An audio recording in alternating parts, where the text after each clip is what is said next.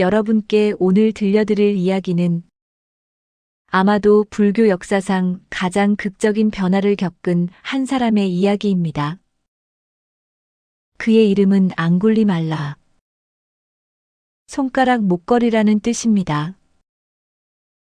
그는 99명의 사람을 죽이고 그들의 손가락을 잘라 목걸이를 만든 살인마였습니다. 이 이야기는 맞지마니까야라는 초기 불교 경전에 기록되어 있습니다. 앙굴리말라의 본래 이름은 아임사카였습니다. 해롭지 않은 사람, 아무도 해치지 않는 자라는 뜻입니다. 그의 아버지는 꼬살라국의 법정 관리였습니다. 아들이 태어났을 때 점성술사들은 이 아이가 도적의 별 아래 태어났다고 말했습니다. 아버지는 깊이 고민했습니다. 그리고 일부러 이런 이름을 지어주었습니다. 아무도 해치지 않는 사람이 되기를 바라는 간절한 마음을 담아서 말입니다. 아임사카는 어려서부터 총명하고 순수한 아이였습니다. 12살이 되자 아버지는 그를 따까실라라는 곳에 있는 유명한 학교에 보냈습니다. 그곳에는 마니발타라라는 브라만 스승이 500명의 제자를 가르치고 있었습니다. 아임사카는 그곳에서도 단연 돋보였습니다. 머리가 명석하고 체력도 강했으며 무엇보다 스승의 가르침을 목숨처럼 소중히 여겼습니다. 스승이 말하면 의심 없이 따랐고 스승이 시키면 무엇이든 실천했습니다. 스승 마니발타라는 그런 아임사카를 가장 총애했습니다. 다른 제자들보다 더 많은 관심을 주었고 더 깊은 가르침을 전했습니다. 하지만 여기서 비극이 시작됩니다. 순수함이 때로는 독이 될 수 있습니다. 의심 없이 따르는 마음이 때로는 맹목이 될 수 있습니다. 그리고 잘못된 스승을 만난 순수한 제자만큼 위험한 것도 없습니다. 어느 날 스승이 궁궐에 불려가 며칠 동안 집을 비우게 되었습니다. 그 사이 스승의 아내가 아임사카에게 다가왔습니다. 경전에 따르면 그녀는 젊고 수려한 아임사카에게 부적절한 마음을 품었습니다. 하지만 아임사카는 단호히 거절했습니다. 스승의 아내는 분노했습니다. 그리고 음모를 꾸몄습니다. 궁에서 돌아온 남편에게 자신의 옷을 찢고 거짓으로 말했습니다.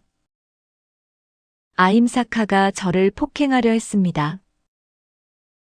어떤 경전에서는 다른 제자들이 아임사카를 시기하여 아임사카가 스승의 아내와 간통했다고 거짓으로 고발했다고도 전합니다. 이유가 무엇이든 스승 마니발타라는 경로했습니다. 하지만 그는 아임사카가 무예에 뛰어나다는 것을 알았습니다. 직접 벌을 주려 했다가는 오히려 자신이 위험할 수도 있었습니다. 그래서 그는 사악한 계략을 세웠습니다. 스승은 아임사카를 부르더니 아주 엄숙한 표정으로 말했습니다. 아임사카여, 너는 내가 가장 아끼는 제자이다. 이제 내가 수행의 마지막 단계에 이를 때가 되었다. 내가 너에게 최고의 가르침을 주겠다. 아임사카의 눈이 빛났습니다. 스승의 가르침이라면 무엇이든 따를 준비가 되어 있었습니다. 100명의 사람을 죽여서 그들의 손가락을 잘라 목걸이를 만들어라. 100개의 손가락을 모았을 때 너는 완전한 깨달음을 얻게 될 것이다. 이것이 최고의 수행법이다. 이 얼마나 사악한 거짓말입니까? 아임사카는 큰 충격을 받았습니다. 하지만 그는 스승의 말을 의심하지 않았습니다. 고민에 고민을 거듭하며 밤새 잠을 이루지 못했습니다. 하지만 결국 그는 스승의 명령을 따르기로 결심했습니다. 여기서 우리는 큰 가르침을 얻습니다. 맹목적인 믿음이 얼마나 위험한지를 말입니다. 아무리 순수한 마음도 그것이 지혜와 함께하지 않으면 큰 재앙이 될 수 있습니다. 이것을 불교에서는 무명, 즉 어리석음이라고 합니다. 아힘사카는 칼을 들고 거리로 나갔습니다. 처음에는 얼마나 괴로웠을까요? 손이 얼마나 떨렸을까요? 하지만 그는 이것이 수행이라고, 깨달음에 이르는 길이라고 믿었습니다. 첫 번째 사람을 죽였습니다. 손가락을 잘랐습니다. 두 번째 사람을 죽였습니다. 손가락을 잘랐습니다. 세 번째, 네 번째, 다섯 번째. 시간이 갈수록 그의 마음은 점점 더 굳어졌습니다. 처음에 괴로움은 무뎌지고 이제는 기계적으로 사람을 죽였습니다. 그는 잘라낸 손가락들을 꿰어서 목에 걸었습니다. 그래서 사람들은 그를 앙굴리말라, 즉 손가락 목걸이라고 부르기 시작했습니다. 꼬살라국 전체가 공포에 떨었습니다. 사람들은 집 밖으로 나오기를 두려워했습니다. 마을은 텅 비었고 거리는 적막했습니다. 살아남은 사람들은 파세나디 왕에게 호소했습니다. 왕이시여, 앙굴리말라라는 살인마가 우리를 죽이고 있습니다. 제발 군사를 보내 그를 잡아주소서. 파세나디 왕은 군대를 일으켜 앙굴리말라를 잡으려 했습니다. 한편 앙굴리말라는 손가락을 세고 있었습니다. 99개. 이제 딱 한 사람만 더 죽이면 되었습니다. 이제 딱 하나만 더 있으면 스승이 약속한 깨달음을 얻을 수 있었습니다. 그때 그의 어머니가 음식을 가지고 그를 찾아왔습니다. 아들을 구하기 위해서, 아들을 설득하기 위해서 온 것입니다. 하지만 앙굴리말라의 눈에는 어머니조차도 그저 마지막 100번째 희생자로만 보였습니다. 그는 칼을 들고 어머니를 향해 달려갔습니다. 이 얼마나 비극입니까? 이 얼마나 어둠 속의 어둠입니까? 바로 그때 부처님께서 신통력으로 이 모든 상황을 보셨습니다. 부처님께서는 즉시 그곳으로 향하셨습니다. 제자들이 말렸습니다. 세존이시여, 그곳은 너무 위험합니다. 앙굴리말라는 천하의 살인마입니다. 가지 마소서. 하지만 부처님께서는 조용히 말씀하셨습니다. 나는 가야만 한다. 앙굴리말라는 멀리서 부처님을 보았습니다. 그의 눈이 빛났습니다. 저것이 100번째 희생자다. 그는 칼을 들고 부처님을 향해 달렸습니다. 온 힘을 다해 달렸습니다. 하지만 이상한 일이 벌어졌습니다. 부처님께서는 그저 천천히 걷고 계셨습니다. 하지만 아무리 달려도 앙굴리말라는 부처님을 따라잡을 수 없었습니다. 마치 부처님과 자신 사이에 보이지 않는 거리가 있는 것 같았습니다. 앙굴리말라는 숨을 헐떡이며 소리쳤습니다. 수행자여, 멈추어라, 서라. 그러자 부처님께서 천천히 멈춰 서시고 돌아보시며 말씀하셨습니다. 앙골리말라여, 나는 멈추어 있다. 내가 멈추어라. 앙골리말라는 어리둥절했습니다. 무슨 말이오? 당신은 걷고 있었소. 내가 멈춰 서라고 하니까 멈춘 것이 아니오? 그런데 어떻게 당신이 멈춰 있다고 하시오? 부처님께서는 자비로운 눈빛으로 앙골리말라를 바라보시며 말씀하셨습니다. 앙골리말라여, 나 열애는 모든 생명에 대한 폭력을 멈추었다. 나는 모든 중생에 대한 해침을 멈추었다. 나는 진실로 멈춘 자이다.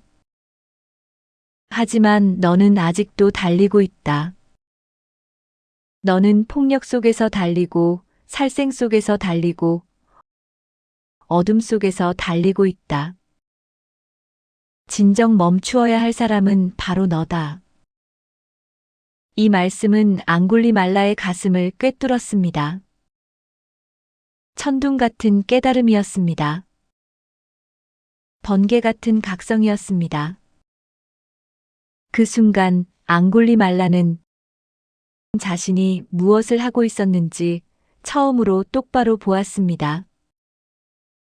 자신의 손에 묻은 피를 보았습니다. 목에 걸린 손가락 목걸이를 보았습니다. 그리고 자신이 얼마나 깊은 어둠 속에 있었는지를 보았습니다. 앙골리말라는 칼을 내던졌습니다. 목에 걸린 손가락 목걸이를 벗어 던졌습니다. 그리고 부처님 앞에 무릎을 꿇었습니다. 세존이시여, 저를 제자로 받아주소서. 저를 구원해 주소서. 부처님께서는 미소 지으시며 말씀하셨습니다. 오라, 비구여. 그 한마디에 앙골리말라의 머리카락이 저절로 깎였고 승려의 가사가 그의 몸을 감쌌습니다. 이것은 앙골리말라의 변화가 얼마나 철저하고 진실했는지를 상징적으로 보여주는 장면입니다. 하지만 출가했다고 해서 모든 것이 끝난 것은 아니었습니다. 오히려 진짜 수행은 이제부터 시작이었습니다. 앙골리말라는 부처님과 함께 사위성으로 돌아왔습니다. 그리고 다른 비구들과 함께 탁발을 하기 시작했습니다. 하지만 거리에 나서자마자 사람들이 그를 알아보았습니다. 저것이 앙골리말라다. 살인마다. 돌이 날아왔습니다. 사람들의 저주와 욕설이 쏟아졌습니다. 피가 흐르고 옷이 찢어졌습니다. 바루가 깨졌습니다. 하지만 앙골리말라는 단 한 번도 피하지 않았습니다. 달아나지 않았습니다. 화를 내지 않았습니다. 그는 알고 있었습니다. 이것이 자신이 지은 업의 결과라는 것을. 99명의 생명을 빼앗은 자신이 받아야 할 과보라는 것을. 그는 모든 것을 감내했습니다. 어느 날 그가 온몸에 피를 흘리며 정사로 돌아왔습니다. 부처님께서 그를 보시고 말씀하셨습니다. 참아라, 비구여. 참아라. 내가 지금 받는 이 고통으로 인해 너는 지옥에서 수많은 것 동안 받았어야 할 과보를 이 생에 다 갚고 있는 것이다. 어느 날 앙골리말라가 탁발을 하고 있을 때였습니다. 거리에서 한 여인이 산고로 고통스러워하고 있었습니다. 아기를 낳으려 하는데 순산이 되지 않아 목숨이 위험한 상황이었습니다. 여인의 가족들이 앙골리말라 비구를 보고 애원했습니다. 스님, 제발 저희 어머니를 도와주소서. 앙골리말라는 어찌할 바를 몰랐습니다. 자신은 99명을 죽인 살인마였습니다. 그런데 어떻게 생명을 살릴 수 있단 말입니까? 그는 급히 부처님께 돌아가 여쭈었습니다. 부처님께서 말씀하셨습니다. 앙골리말라여, 가서 그 여인에게 이렇게 말하라. 자매여, 내가 성스러운 삶을 살기 시작한 이래로 나는 일부러 어떤 생명도 죽인 적이 없습니다. 이 진실의 힘으로 당신과 당신의 아이가 안녕하기를. 앙골리말라는 돌아가서 그대로 말했습니다. 그 순간 놀라운 일이 일어났습니다. 여인이 순산을 했습니다. 건강한 아기가 태어났습니다. 이것이 바로 진실의 힘입니다. 앙골리말라가 출가한 이후로는 진정으로 어떤 생명도 해치지 않았습니다. 그 진실한 마음이, 그 철저한 변화가 생명을 살리는 힘이 되었습니다. 이 이야기는 오늘날까지도 스리랑카를 비롯한 불교 국가에서 앙골리말라 경이라는 이름으로 출산을 앞둔 여성들을 위해 독송되고 있습니다.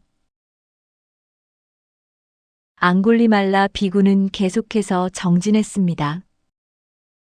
낮에는 돌팔매를 맞으면서도 탁발을 했고, 밤에는 참회하며 명상에 들었습니다. 그의 수행은 깊어졌습니다. 그의 마음은 맑아졌습니다. 마침내 어느 날 그는 완전한 깨달음을 얻었습니다. 아라한, 즉 모든 번뇌를 끊고 해탈한 성자가 되었습니다. 그가 깨달음을 얻었을 때 부처님께서 개송으로 말씀하셨습니다. 이 개송은 법구경에도 기록되어 있습니다. 어리석은 행동을 했더라도 그것을 선한 행동으로 덮는다면 그는 이 세상을 비추리라, 마치 구름에서 벗어난 달처럼. 이 얼마나 아름다운 말씀입니까? 앙골리말라는 99명을 죽인 살인마였습니다. 하지만 그는 진정으로 참회했고 철저히 변화했으며 끝까지 수행했습니다.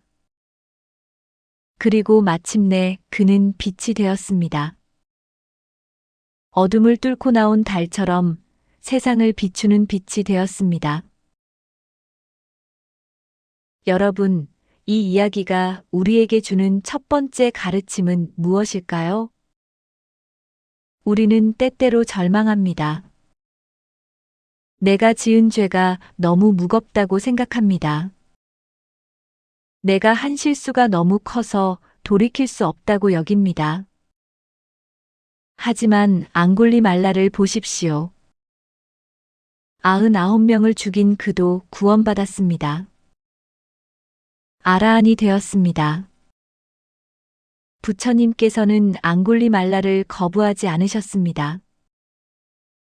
그의 과거가 아무리 끔찍해도 그의 현재의 진심을 보셨습니다. 그의 변화를 믿으셨습니다. 불교에서 말하는 업이란 고정된 것이 아닙니다. 과거의 행동이 현재를 완전히 결정하는 것이 아닙니다. 현재의 우리가 어떻게 생각하고 어떻게 행동하느냐에 따라 미래는 얼마든지 바뀔 수 있습니다. 아무리 깊은 어둠 속에 있어도 한 줄기 빛을 향해 나아가기 시작하면 그 빛은 점점 커집니다. 두 번째 가르침은 멈춤의 힘입니다. 부처님께서 앙골리말라에게 하신 말씀을 기억하십시오. 나는 멈추어 있다. 내가 멈추어라. 우리는 모두 달리고 있습니다. 욕망을 쫓아 달리고, 화를 품고 달리고, 걱정 속에서 달리고, 과거의 후회 속에서 달리고, 미래의 불안 속에서 달리고 있습니다. 멈출 줄을 모릅니다.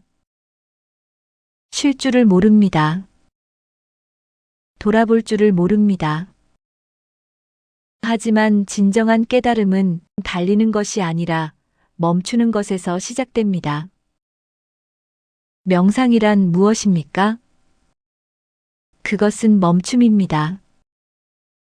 몸을 멈추고 마음을 멈추고 생각을 멈추고 있는 그대로를 보는 것입니다. 부처님께서는 이미 멈춰 계셨습니다. 탐욕을 멈추셨고 분노를 멈추셨고 어리석음을 멈추셨습니다. 여러분께서도 잠시 멈추어 보십시오. 지금 이 순간 눈을 감고 호흡을 느껴보십시오. 지금 이 순간 여러분은 달리지 않습니다. 여러분은 멈춰 있습니다. 그리고 이 멈춤 속에서 진정한 평화를 느낄 수 있습니다. 세 번째 가르침은 맹목적 믿음의 위험입니다. 앙골리말라는 왜 살인마가 되었습니까? 그는 본래 악한 사람이 아니었습니다. 오히려 너무나 순수하고 착한 사람이었습니다. 하지만 그는 스승의 말을 의심하지 않았습니다. 잘못된 가르침을 맹목적으로 따랐습니다. 불교에서는 이것을 무명, 즉 어리석음이라고 합니다. 부처님께서는 말씀하셨습니다. 나의 가르침도 의심하고 검증하라. 금을 시금석으로 시험하듯 나의 말도 시험해보고 받아들여라. 진정한 믿음은 맹목이 아닙니다. 진정한 믿음은 지혜와 함께 가는 것입니다. 우리는 살아가면서 많은 가르침을 듣습니다. 많은 조언을 받습니다. 하지만 그것을 그대로 받아들이기 전에 한 번 더 생각해야 합니다. 이것이 정말 옳은가? 이것이 나와 다른 사람에게 해가 되지는 않는가? 지혜롭게 의심하고 지혜롭게 선택하고 지혜롭게 따라야 합니다. 네 번째 가르침은 인욕과 참회입니다. 앙골리말라는 출가한 후에도 쉽지 않은 길을 걸어야 했습니다. 매일 돌팔매를 맞았습니다. 매일 욕을 들었습니다. 매일 피를 흘렸습니다. 하지만 그는 한 번도 피하지 않았습니다. 한 번도 화내지 않았습니다. 왜 그랬을까요? 그는 알고 있었습니다. 이것이 자신이 지은 업의 결과라는 것을, 그리고 이것을 통해 자신의 업이 정화되고 있다는 것을. 이것이 바로 참회입니다. 진정한 참회는 입으로만 하는 것이 아닙니다. 몸으로, 마음으로, 삶 전체로 하는 것입니다. 그리고 이것이 바로 인욕입니다. 참고 견디는 것입니다. 하지만 단순히 억지로 참는 것이 아니라 그 의미를 이해하며 받아들이는 것입니다. 여러분께서도 살아가시면서 어려움을 겪으실 때가 있습니다. 부당한 대우를 받으실 때도 있고, 억울한 일을 당하실 때도 있습니다. 그럴 때 앙골리말라를 떠올려 보십시오. 물론 모든 고통을 그저 참고만 있으라는 말은 아닙니다. 바꿀 수 있는 것은 바꾸어야 합니다. 하지만 바꿀 수 없는 것, 받아들여야 하는 것이 있을 때 인욕의 힘을 발휘하십시오. 그 속에서도 흔들리지 않는 마음을 키우십시오. 다섯 번째 가르침은 자비의 힘입니다. 부처님께서는 왜 위험을 무릅쓰고 앙골리말라에게 가셨을까요? 그것은 바로 자비 때문입니다. 부처님께서는 앙굴리말라를 버려진 존재로 보지 않으셨습니다. 구원받을 수 없는 악인으로 보지 않으셨습니다. 부처님께서는 그 안에 있는 가능성을 보셨습니다. 그가 원래 순수했던 청년 아임사카였다는 것을 보셨습니다. 그를 변화시킬 수 있다는 것을 믿으셨습니다. 그리고 그 믿음이, 그 자비가 앙굴리말라를 변화시켰습니다. 만약 부처님께서 너는 너무 큰 죄를 지었다. 너는 구원받을 수 없다고 말씀하셨다면 어땠을까요? 앙굴리말라는 절망했을 것입니다. 변화하지 못했을 것입니다. 하지만 부처님께서는 그를 받아주셨습니다. 오라, 비구여라고 말씀하셨습니다. 이것이 자비의 힘입니다. 자비는 사람을 변화시킵니다. 우리도 마찬가지입니다. 우리 주변에 실수한 사람이 있습니다. 잘못을 저지른 사람이 있습니다. 그 사람을 영원히 단죄하고 배척할 것입니까? 아니면 그 사람 안에 있는 가능성을 믿고 변화할 기회를 줄 것입니까? 자비로운 마음으로 바라보면 그 사람도 변할 수 있습니다. 자비는 기적을 만듭니다. 오늘 우리는 앙굴리말라의 이야기를 함께 들었습니다. 이것은 바로 우리 각자의 이야기입니다. 우리 모두는 때때로 어둠 속을 걷습니다. 우리 모두는 때때로 잘못된 길을 갑니다. 우리 모두는 때때로 후회할 일을 합니다. 하지만 중요한 것은 과거가 아닙니다.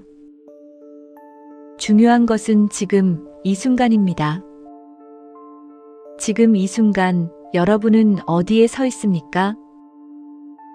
지금 이 순간 여러분은 무엇을 향해 걸어가고 있습니까?